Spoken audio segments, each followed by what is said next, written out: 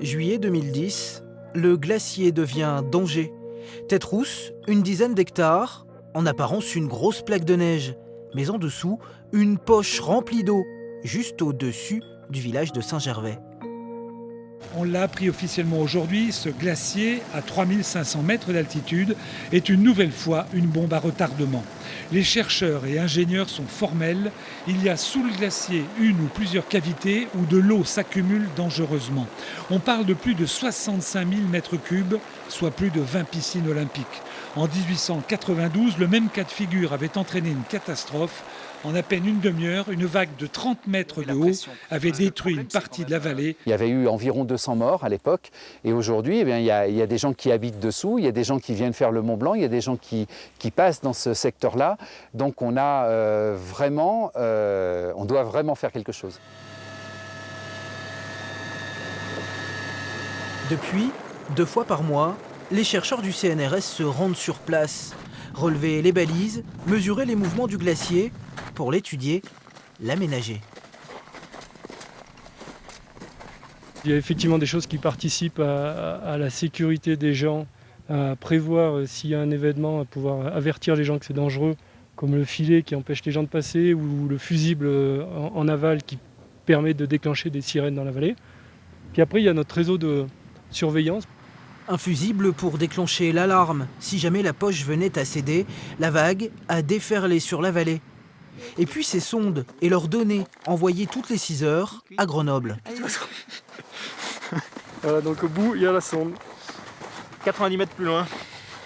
C'est pour ça qu'on a 4 sondes, même 5. C'est qu'on n'est jamais à l'abri qu'il y ait une sonde qui se mette à déconner. Elles mesurent la pression de l'eau, elles sont au contact de l'eau. Elles ne sont pas forcément dans la grosse cavité, elles peuvent être, mais elles sont au contact de l'eau. Vidée à l'automne, de nouveau pleine au printemps. Alors sur la poche, tout est scruté. La météo, la fonte des neiges, mesurée par ce capteur. La dernière vérif datée du 10 juillet, il était à 1,92 m. Il avait été laissé à 1 m du sol et la neige avait fondu d'environ 90 cm. Et aujourd'hui, la poche est de nouveau pleine.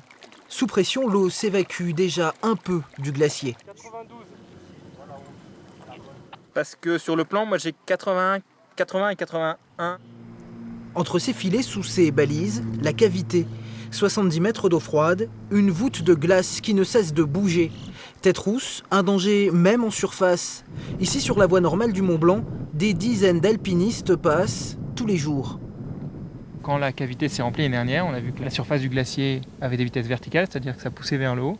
Et une fois qu'on a pompé, quasiment instantanément, on a vu des vitesses qui étaient négatives, c'est-à-dire que la surface du glacier avait tendance à s'affaisser comme ça sur lui-même. 60 000 mètres cubes d'eau en 2010, 10 000 aujourd'hui. Au rythme des saisons, des pompages, la poche s'est pourtant un peu refermée. La glace, c'est un peu comme le miel, c'est un matériau qui flue, qui s'écoule. Et donc si on enlève l'eau, elle est plus soutenue, donc le toit de la cavité a tendance à s'écouler. Tête rousse, un glacier et des mystères. Les derniers relevés montrent qu'une nouvelle poche bien plus petite se serait déjà formée. Menace ou phénomène temporaire, des études sont en cours, alors que le 3e pompage s'apprête à commencer.